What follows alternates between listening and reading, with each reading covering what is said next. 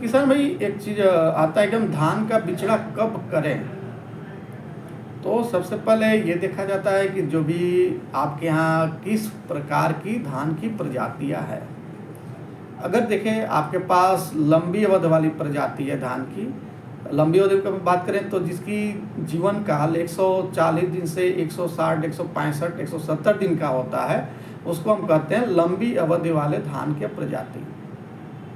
तो इन प्रजातियों का जो बिचड़ा है वो 25 मई से 10 जून तक उसका हम बिचड़ा कर सकते हैं। दूसरी आती है मध्यम अवधि की प्रजाति, जिसका जीवन काल देखें तो 120 से 140 दिन का होता है। तो ऐसे प्रजातियों का जो बिचड़ा है वह 10 जून से 25 जून तक देखा जाए तो करना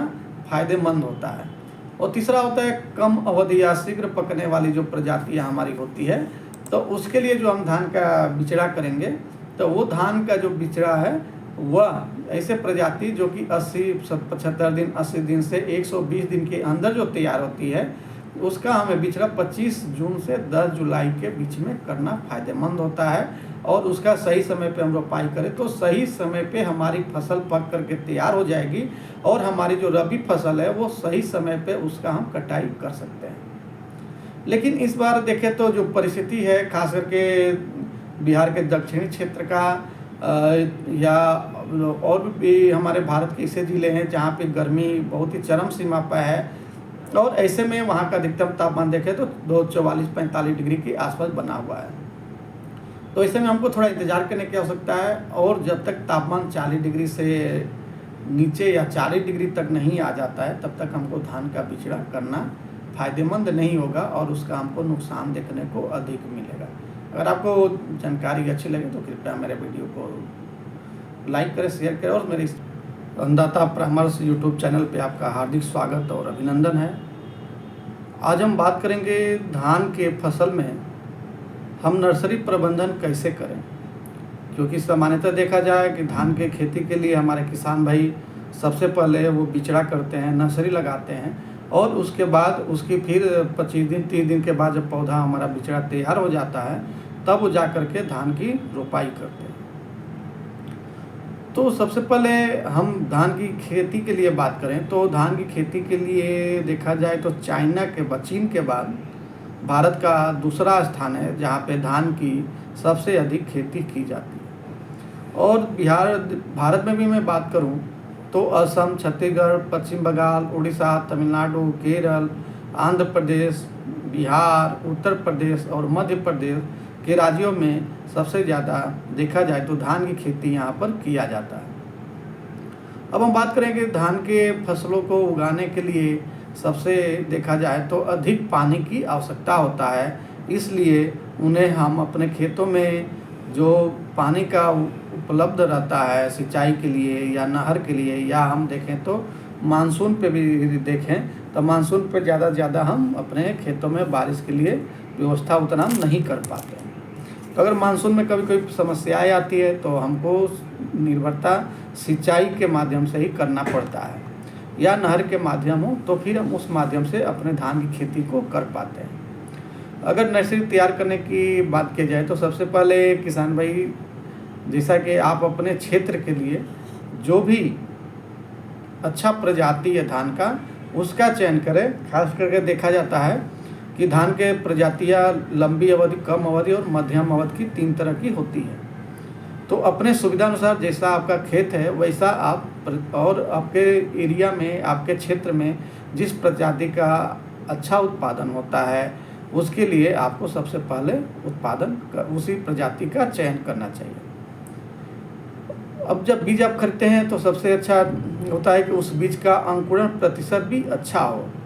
क्योंकि जहाँ से भी आप बीज खरीद रहे हैं उसका या तो आप 2 दिन 4 दिन के लिए उस बीज को कहीं भिगो करके फिर छायादार जगह पे रख दें। अगर कोई देखे कोई पत्ती के लोग पत्तियों में भी लपेटते थे या कहीं मिट्टी में डाल दे, और बीज को गिन ले, अगर 100 बीज आप रखते हैं तो उसमें देखें कि कितने बीज का अंकुरण अच्छा हो रहा है। तो इस तरह से हम अंकुरण का परीक्षण भी कर सकते हैं, और उसके बाद से बीज को हो जाता है कि हम उपचार कैसे करें, क्योंकि धान का बीज को उपचार करना भी एक आज के समय में अति आवश्यक हो गया है, क्योंकि जो भी धान में अधिकतर हम देखते हैं कि जो रोग बीमारी होता है, हो सकता है कि वह बीज जनित हो या मृदा जनित हो। अधिकतर फफूंदनाशी जो बीमारी होती है वो 2 ही कारणों से बढ़ता है। या तो वो जहाँ पे बीज उत्पादन किया गया हो, अगर उस फसल में हम देखें कि ये बीज में या फसल को उत्पादन करते समय कोई बीमारी आया है फफूंदजनित, तो वो बीमारी उस बीज के साथ भी हमारे किसान भाइयों खेतों में वो पहुँच जाता है। दूसरी हम बात करें कि अगर हमारे खेत में ही अगर पिछली साल कोई फफूंदजनित बीमारी आया है, तो वो उसका अगली बार भी जब हम फसल लगाए और उसके अनुसार जब मौसम उसको उसी अनुसार फेवरेबल कंडीशन में मिलेगा, तो वो फिर से वो फफूंदजनित जो बीमारी है वो अपना प्रकोप दिखा सकता है। तो ऐसे में हमको बीज को उपचारित करने की आवश्यकता होती है। और साथ ही साथ जब हम बीज की बुआई करते हैं तो बीज के जब अंकुरण होता है तभी कुछ कीट होते हैं जो हमारे पौधे को वो नुकसान पहुंचाते हैं। तो ऐसे में हमको बीज को उपचारित कर लेना चाहिए। तो सबसे पहले हम बात करेंगे खेत की तैयारी का। तो किसान भाई ये देखिए, जब हम धान की खेती की तैयारी करते हैं बिचड़ा डालने का, तो सबसे पहले जब हमको बिचड़ा डालना है उसके पहले ही हम बात करें तो अपने खेतों में सिंचाई करके या बारिश नहीं होती है तो पानी हिला करके सबसे पहले हमको उसमें खरपतवार को जमाना है, या ये कहें कि झरंगा, जिसको भी हम कहते हैं कि जो पिछली बार अगर धान की फसल उसमें लगाई गया था तो उसी में जो हमारे खेतों में देखते हैं कि बीज जो है धान का वो गिर जाता है, जो कि अभी के समय में हम खेतों में अपने सिंचाई देते हैं, तो वो सबसे पहले उसको हमको जमाने की आवश्यकता होती है। और उसका जैसे ही अंकुरण होता है तब अगली बार 5-7 दिन के बाद हम उसमें जुताई करके अपनी जब खेत की तैयारी करते हैं तो उसको हम खरपतवार के साथ साथ उस झरंगे को भी हम नष्ट कर देते हैं। अब हम बात करेंगे बुआई के पहले बीज को हम उपचार कैसे करें। तो किसान भाई बहुत से रासायनिक विधि है जिसके तरह से हम देखें तो अपने धान के बिचड़ा को हम तैयार भी कर सकते हैं, बीज को उपचारित भी कर सकते हैं। तो सबसे पहले ये कोशिश करना चाहिए कि हमारे धान का बिचड़ा जो लगाते हैं हम लोग उसको पानी में फुला करके फिर उस बीज को अंकुरित करते हैं, और अंकुरित करने के बाद ही हम उसको अधिकतर देखें तो अपने बीज नर्सरी के लिए अपने खेतों में डालते हैं। तो जब हम क्या करें कि सबसे पहले एक बाल्टी में पानी ले लें और पानी में उतना ही बीज डालें जितना कि पानी ऊपर तक रहे, और उसको अच्छे से जब हम चलाएंगे तो उसमें जो भी पानी के जो ऊपरी भाग का जो होगा उस बाल्टी का, उसमें जो खराब बीज होगा वह बीज ऊपर आ करके देखा जाए तो तैरने लगता है। तो वैसे जो ऊपर में जो बीज तैरने लगे वो देखा जाए तो वो अबीज है, वो बीज नहीं होता है। तो ऐसे में सबसे पहले हमें उसको हटा करके और बाहर फेंक देना चाहिए, बाहर कर देना चाहिए, और बाकी वह जो बीज है उसको फिर से हमको उपचारित करने की आवश्यकता होती है। या तो किसी भी फफूंदनाशी दवा से, मैंकोजेब है, बेविस्टिन है, कार्बेंडाजिम है, ऐसे किसी भी हम फफूंदनाशी दवा को 2 से 2.5 ग्राम प्रति किलोग्राम बीज के हिसाब से हमको बीज उपचारित करने की आवश्यकता पड़ता है, जो कि फफूंदजनित बीमारी को आने से अगर बीज में कोई समस्या है बीमारी का तो उसको हम लोग पहले ही उसको समाप्त कर सकते हैं। तो इसको जब हम बीज उपचार करने के बाद फिर से हम अपने खेतों में देखें तो हम बिचड़ा को डाल सकते हैं। अगर हम बात करें कि कितना बीज लगेगा, एक सबसे बड़ी दिक्कत होती है किसान भाई, अलग अलग क्षेत्र में देखा जाए तो धान रोपने की विधि जो है वो अलग अलग होती है। यानी कहीं कि अगर कोई किसान भाई देखे धान का 1 बिचड़ा लगाता है तो कोई 2 बिचड़ा लगाता है, कोई 3 लगाते हैं। तो ऐसे में जब मानसून की जैसा समय रहता है और जितने दिन का हमारा बिचड़ा के जीवन काल होता है तो उसके अनुसार हम 1-1, 2-2 या 3 दिन या 4-4 बिचड़ा लगाते हैं। तो इसमें एक दिक्कत है कि अगर हम देखें अगर 1 बिचड़ा लगाना हो तो लगभग देखा जाए कि सभी प्रजातियों का थोड़ा वजन जो है प्रति 1000 दाने का अगर वजन करें तो अलग अलग होता है। तो ऐसे में लगभग 2.5 से 3 किलोग्राम प्रति बीघा के हिसाब से अधिकतर किसान भाई धान का बिचड़ा करते हैं, और उन्हें एक पौधशाला अगर 1 बिचड़ा लगाना है तो बहुत ही वो देखें तो पर्याप्त मात्रा में उपलब्ध रहता है।